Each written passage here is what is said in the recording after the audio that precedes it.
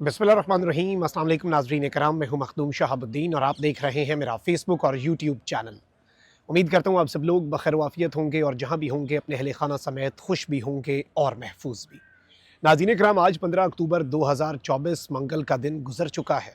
और आज के दिन इमरान खान के साथ अडयाला जेल में अनहोनी हुई है। एक तरफ तो पिम्स के डॉक्टर्स जो कि सरकारी डॉक्टर्स हैं, उनकी एक टीम इमरान खान साहब का मुआयना करने पहुंची, लेकिन जो अनहोनी हुई है, पाकिस्तान तहरीक इंसाफ के साथ धोखे शुरू हुए हैं, आप उनका अंदाज़ा भी नहीं लगा सकते। आज जब अडयाला जेल अब से कुछ देर पहले इमरान खान साहब के ज़ाती मौलिज गए तो उनके साथ क्या वाक़या पेश आया, ये तफ़सीलात आपके सामने रखनी है। तो वहीं दूसरी जानिब बड़ी वारदात की तैयारियां मुकम्मल कर ली गई हैं और आईनी तरमीम के हवाले से भी पाकिस्तान तहरीक इंसाफ के साथ एक हाथ होने वाला है। पाकिस्तान तहरीक इंसाफ के साथ एक वारदात डलने वाली है और एक बहुत बड़े हंगामी इजलास के हवाले से भी तफसीलात हैं जो कि इस वक्त तलब कर लिया गया है। मैं सारी की सारी डिटेल्स जो है वो आपके सामने रखता हूँ, क्योंकि इस वक्त सूरत हाल ये है कि एक तरफ तो इमरान खान साहब की साबका अहलिया और उनके जो बेटे हैं, उनकी वालदा जमाइमा गोल्डस्मिथ जो है, उनकी तरफ से भी एक स्टेटमेंट जारी कर दी गई है और ये इस जानिब एक बहुत वाज़ेह इशारा है कि हालात इंतहाई संगीन भी हैं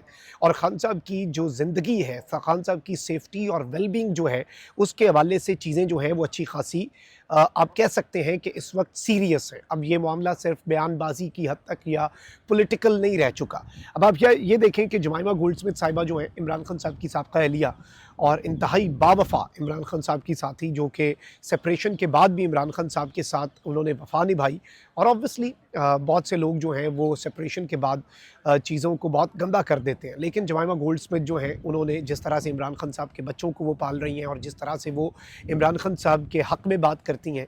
ये बड़ा एक अनप्रेसिडेंटेड भी है। वो लिखते हैं कि पिछले कुछ हफ्तों में कुछ सीरियस कंसर्निंग डेवलपमेंट्स हैं मेरे बेटे जो हैं उनके वालिद के हवाले से, इमरान खान की जो ट्रीटमेंट है प्रिजन में उसके हवाले से, और पाकिस्तानी अथॉरिटीज़ ने तमाम तर जो विज़िट्स हैं इमरान खान तक जो उनके लॉयर्स और फैमिली के थे वो रोक दिए हैं और उन्होंने तमाम तर कोर्ट हियरिंग्स को भी पोस्टपोन कर दिया है। और इस वक्त बाकायदा तौर पर जो वीकली कॉल्स हैं इमरान खान साहब की, जो वो अपने बेटों को करते थे सुलेमान और कासिम को, वो भी 10 सितंबर के बाद से नहीं हो सकी। तो इससे एक चीज़ और वाज़ी हो जाती है कि अगर सिक्योरिटी कंसर्न्स हैं तो एक जेल में कैद शख्स जो है वो अपने बेटों को कॉल कर रहा है, तो उससे कौन सा सिक्योरिटी का कंसर्न बन जाएगा। या फिर अगर इमरान खान कासिम और सुलेमान के साथ टेलीफोन पे कोई गुफ्तगू कर लेंगे तो उससे एससीओ समिट के अंदर क्या खलल पड़ जाएगा। कोई खलल नहीं पड़ेगा, ज़ाहिर बात है, लेकिन आप देख लें कि मामलात क्या हैं और कितने सीरियस हैं। इस सब में उन्होंने कहा है कि हमें ये रिपोर्ट्स मिली हैं कि इमरान खान साहब की जो सेल है उसकी इलेक्ट्रिसिटी बंद कर दी गई है और इमरान खान साहब अपना सेल जो है वो दिन में अब किसी भी लम्हे 1 मिनट के लिए भी नहीं छोड़ सकते और जेल का जो कुक है उसे छुट्टी पर भेज दिया गया है। इमरान खान साहब मुकम्मल तौर पर आइसोलेटेड हैं, सॉलिटरी कन्फाइनमेंट में हैं, लिटरली इन द डार्क हैं और कोई आउटसाइड वर्ल्ड के साथ, बाहरी दुनिया के साथ इमरान खान साहब का राब्ता नहीं है। ये तमाम तर कंसर्न्स जो हैं ये इमरान खान साहब की साबका अहलिया ने रेज़ किए हैं और इनका इस तरह से स्टेटमेंट देने पर मजबूर होना इस जानिब एक इशारा है कि हालात संगीन हैं। अब एक तरफ तो ये खबर आ रही थी और ऑब्वियसली वैसे तो ये सुबह मुलाकात करवानी थी, लेकिन ये मुलाकात पहले शाम तक डिले की गई और फिर जी पिम्स अस्पताल के जो सरकारी डॉक्टर्स हैं उनका एक ख़ास डॉक्टर्स की स्क्रूटनी करके इमरान खान साहब की वहाँ पर मेडिकल चेकअप्स और उनके खून के नमूने और तिब्बी मुआयना, मुख्तलिफ टेस्ट उनके लिए भेजने की तैयारी मुकम्मल की गई। लेकिन जब इमरान खान साहब के ज़ाती मौलिद जो हैं वो वहाँ पर पहुँचे तो उनके साथ क्या मामला पेश आया, मैं वो डिटेल्स भी आपके सामने रख देता हूँ। इस वक्त खबर यह है कि पाकिस्तान तहरीक इंसाफ के बानी इमरान खान के ज़ाती मौलिज डॉक्टर आसिम यूसुफ अडयाला जेल में मुलाकात की इजाज़त ना मिलने पर अडयाला जेल से वापस रवाना होने पर मजबूर हो गए। डॉक्टर आसिम यूसुफ जो हैं वो 1.25 घंटे से ज़ायद अडयाला जेल के बाहर मौजूद रहे। उन्होंने अडयाला जेल के सिक्योरिटी अमले को अपने कवायफ जो हैं वो भी नोट करवाए। डॉक्टर आसिम यूसुफ इमरान खान से मुलाकात की इजाज़त ना मिलने पर वापस चले गए। उन्होंने कहा कि मुझे बताया गया है कि पिम्स अस्पताल के डॉक्टर्स को तिब्बी मुआयने की इजाज़त है, जेल हुक्काम ने मुझे बानी पीटीआई से मिलने की इजाज़त नहीं दी। डॉक्टर आसिम यूसुफ का कहना था कि काफ़ी देर इंतज़ार के बाद मैं जेल से वापस रवाना हुआ हूँ और इस सब के अंदर पहले जो कुछ आपको पता है ना पाकिस्तान में कुछ सरकारी ज़राए होते हैं और ये सब होते हैं, वो कह रहे थे कि नहीं जी डॉक्टर आसिम जो है उनके पास शौकत खानम अस्पताल का अपना कार्ड नहीं था, डॉक्टर वाला कार्ड नहीं था, वो वेरिफिकेशन नहीं करवा सकते थे। भाई देखें डॉक्टर आसिम यूसुफ जो है अव्वल तो कार्ड उनके पास था, कवाइफ जो हैं उन्होंने अपने नोट भी करवाए, दर्ज भी करवाए, लेकिन अगर उनके पास कवाइफ ना भी हों तो अब आप ये देखें कि फॉर एग्जांपल बैरिस्टर गौहर जा रहे हैं तो उनसे हर दफ़ा अडयाला जेल वाले कहेंगे कि आप बताएं कि आप अभी भी पार्टी के चेयरमैन हैं, आप मिल सकते हैं कि नहीं, एवरीवन नोज इट। लेकिन ये सिर्फ और सिर्फ हीले बहाने होते हैं। और ये बात है भी नहीं कि उनके पास अपने कवाइफ नहीं थे, उनके पास अपने डॉक्यूमेंट्स नहीं थे, उनके पास कोई अपनी आइडेंटिफिकेशन नहीं थी। डॉक्टर आसिम यूसुफ कोई बच्चे तो हैं नहीं जिनके पास अपनी आइडेंटिफिकेशन ना हो और कोई अपना आईडी कार्ड और दीगर चीज़ें। लेकिन उनके हवाले से वो ये बता रहे हैं कि जी पिम्स के डॉक्टर्स जो हैं उन्हें तो भेजा गया, लेकिन एक इमरान खान साहब का ज़ाती मॉलेज, क्योंकि इससे पहले भी ये तो इंतहाई कंसर्न वाला टाइम चल रहा है ना, और ये सूरत हाल तो तशवीशनाक टाइम है और इसमें सवालात उठ खड़े हुए हैं इमरान खान साहब की ज़िंदगी के हवाले से, उनकी सेफ्टी के हवाले से, उनकी वेलबींग के हवाले से। इससे पहले भी अगर हम देखें, इससे पहले की डेवलपमेंट्स को अगर हम नोटिस करें तो पाकिस्तान तहरीक इंसाफ सरकारी डॉक्टर्स की रिपोर्ट पर तो यकीन करती ही नहीं है। वो तो हमेशा कहते हैं, और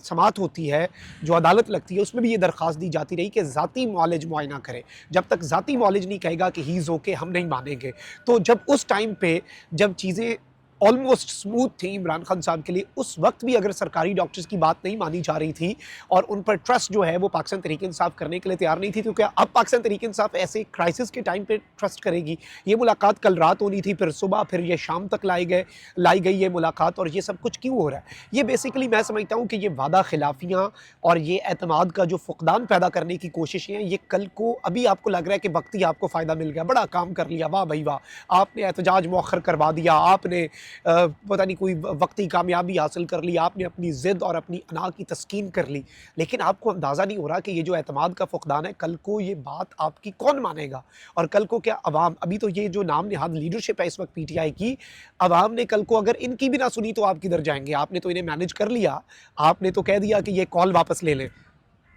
अवाम को इनकी पता लग समझ गई है। अगली दफ़ा अगर देखें, लीडरलेस अवाम अगर हो गई ना, अगर अवाम लीडरलेस हो गई और मॉब मेंटालिटी का आपको पता है, अल्लाह ना करे उस तरफ को मामला जाए, लेकिन वो अनगाइडेड मिसल होता है,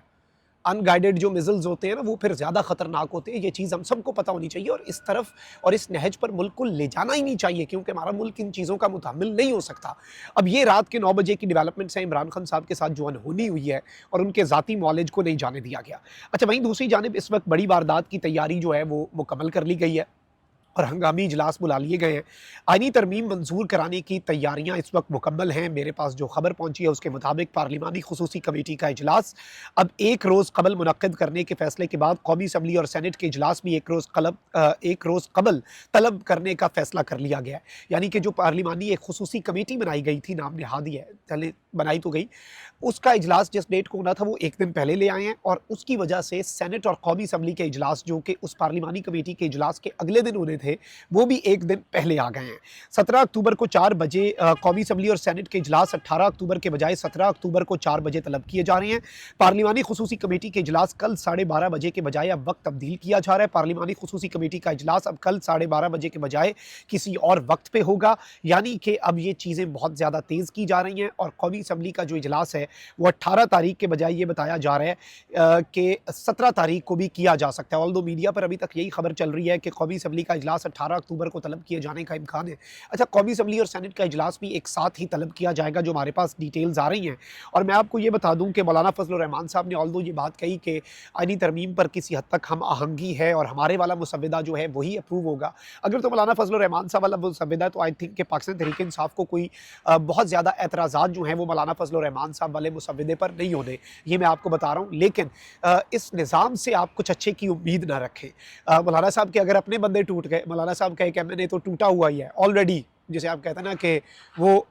जैसे एक एक्सपीरियंस होता है लोटा क्रेसी का, तो वो लोटा क्रेसी में अगर यदि तूला कोई बंदा रखता हो तो वो मौलाना साहब क्या है और मौलाना साहब की पार्टी क्या है, पेशावर से उन्हें जिस तरह से जिताया गया, इस तरह के और भी लोग हैं। तो इस वक्त ये ताज़ा तरीन डेवलपमेंट्स हैं जो कि बहुत ज़्यादा अलार्मिंग हैं for Pakistan Tehreek Insaf as well. और इमरान खान साहब के साथ जो हुआ और अब आईनी तरमीम के मामले पर जो चीज़ें बहुत ज़्यादा स्पीड अप की जा रही हैं, ये धोखे हैं, ये वारदातें हैं और ये पाकिस्तान तहरीक इंसाफ को दीवार से लगाने की कोशिशें हैं। जो मौजूदा लीडरशिप अगर वो मैनेज्ड है, अगर वो मसलहत का शिकार है, तो वो मौजूदा लीडरशिप आपकी जो चीज़ें हैं उन्हें जिस तरह से कर लेगी और कल को फिर बाकी जो हैं उन्हें आके कमान संभालनी पड़ेगी और फिर अवाम भी उनकी बात नहीं सुनेगी। कमेंट सेक्शन में राय का इज़हार ज़रूर करें। अपना बहुत ख्याल रखें। अल्लाह निगहबान। पाकिस्तान जिंदाबाद।